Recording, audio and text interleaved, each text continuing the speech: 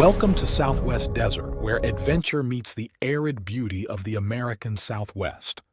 Join me as we explore Southwest's lost historical characters, stunning desert vistas, forgotten Native American history, or tales of lost gold mines. There's always something new to discover. Subscribe now and hit the bell icon so you don't miss out on our latest desert adventures. Let's journey together into the heart of the Southwest Desert. Sit back and enjoy.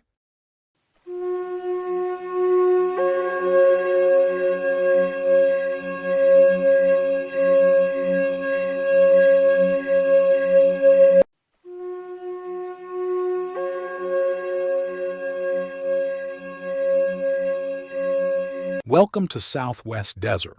Today we explore the remarkable life of Ganado Mucho, a Navajo leader whose story of diplomacy and bridge building shaped the American Southwest during one of its most turbulent periods. In the harsh but beautiful landscape of what is now Ganado, Arizona, around 1809, a child was born who would become one of the most influential Native American leaders of the 19th century. His birth itself was a symbol of cultural bridging.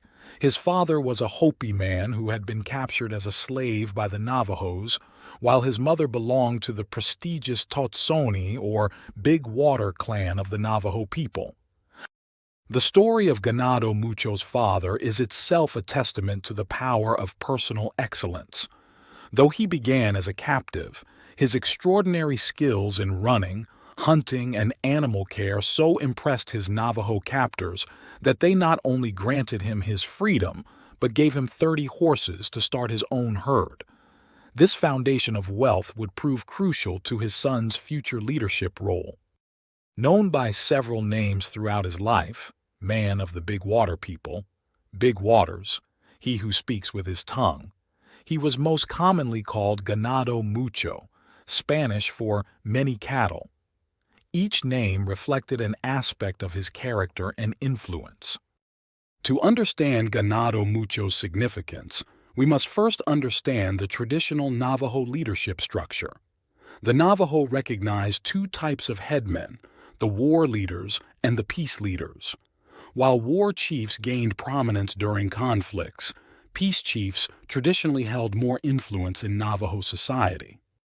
To qualify as a peace chief, one needed an intimate knowledge of the Blessing Way ceremony, excellent moral character, strong oratorial abilities, charisma, and significant wealth in flocks. Ganado Mucho possessed all these qualities in abundance. His position near modern-day Ganado, Arizona, about 40 miles east of the Hopi Mesas and 25 miles west of Fort Defiance, placed him at a crucial crossroads of cultural interaction. Though he would become known as a peacemaker, Ganado Mucho first proved himself capable in warfare.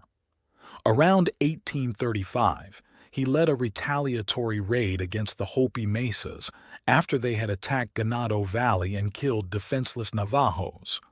This raid marked the beginning of a significant friendship with a young warrior named Manuelito, then just 19 years old, who would later become his co-leader of the Navajo Nation.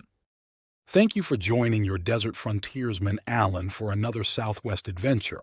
If you would like to help support my time and channel, hit the Super Thanks heart icon on the bottom of the video and contribute. This is very helpful. Relax and enjoy. The 1850s brought unprecedented challenges to the Navajo people. Conflicts that had simmered since the mid-1600s with Spanish, Mexican, and various Native American tribes intensified with the arrival of the U.S. Army after 1846. It was during this crucial period that Ganado Mucho emerged as a diplomatic force. His first recorded peace effort appears in 1856, when he carried messages between Major Kendrick and Agent Dodge. By 1858, he was signing an armistice with Lieutenant Colonel Dixon S. Miles and working to return stolen horses to the Pueblo of Laguna. These efforts weren't without risk. He faced constant danger from Navajos who opposed peace with the whites. During the Fort Defiance period, His diplomatic skills were tested to their limits. He boldly protested against Major Shepard's mistreatment of his followers, earning support from Agent Silas Kendrick. When the 1860 attacks on Fort Defiance occurred, Ganado Mucho opposed them, marking a significant split from his friend Manuelito's war stance. His commitment to peace led him to sign a treaty with Canby in 1861. The darkest chapter came with the forced relocation to Bosque Redondo in 1865. The personal cost to Ganado Mucho was devastating. Comanches abducted 2 of his daughters and his wife, stole 200 of his horses, and killed his son in a raid. At Bosque Redondo, his people endured horrific conditions. Disease ran rampant, wood for fuel was scarce, water quality was poor, and soldiers regularly harassed the internees. Yet even in these dire circumstances, Ganado Mucho remained committed to finding diplomatic solutions. He participated in the Sherman Council and signed the 1868 treaty that would finally allow his people to return home. This period tested not just his leadership but his fundamental belief in the possibility of peaceful coexistence. The post-1868 reservation period saw Ganado Mucho rise to even greater prominence.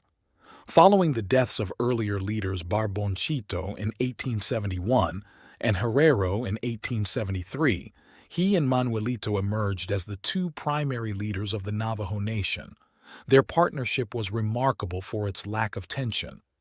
Ganado Mucho dominated the western region while Manuelito led the east.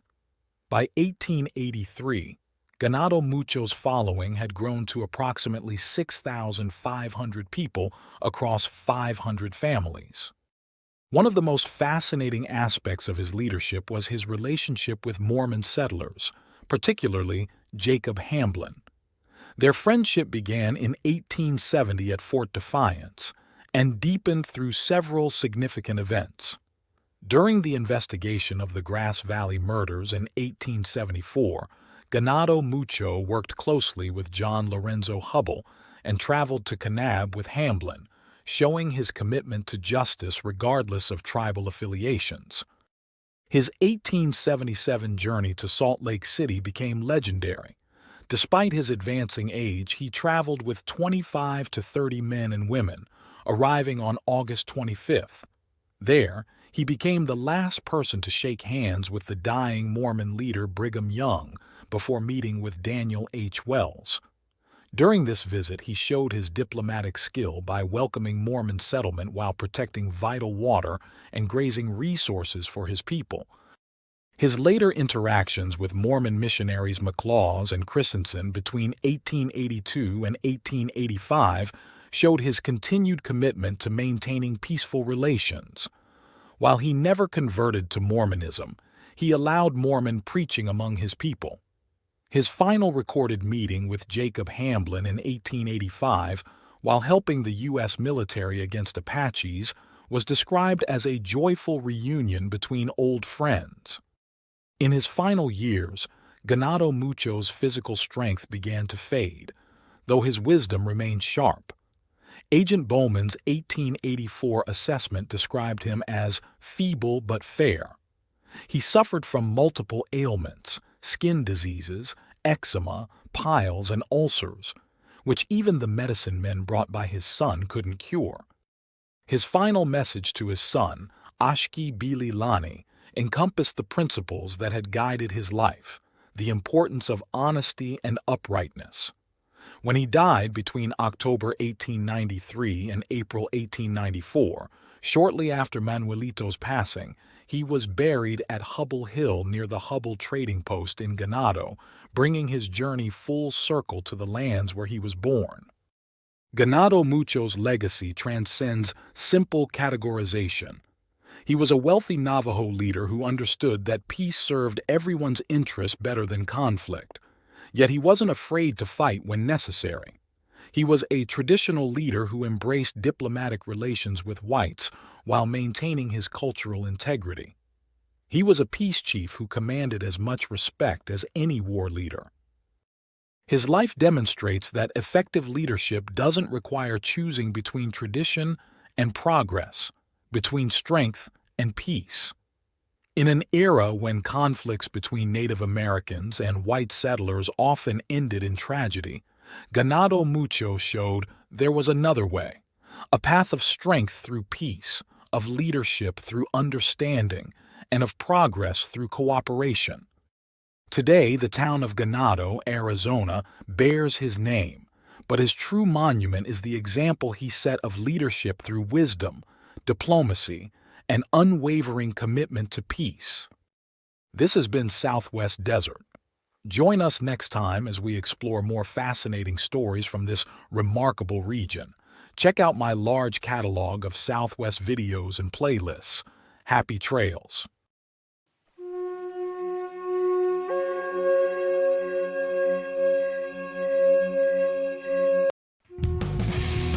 Thanks for watching. If you enjoyed this video, don't forget to like, comment, share, and subscribe for more great content. Hit the notification bell so you never miss an update. See you in the next video.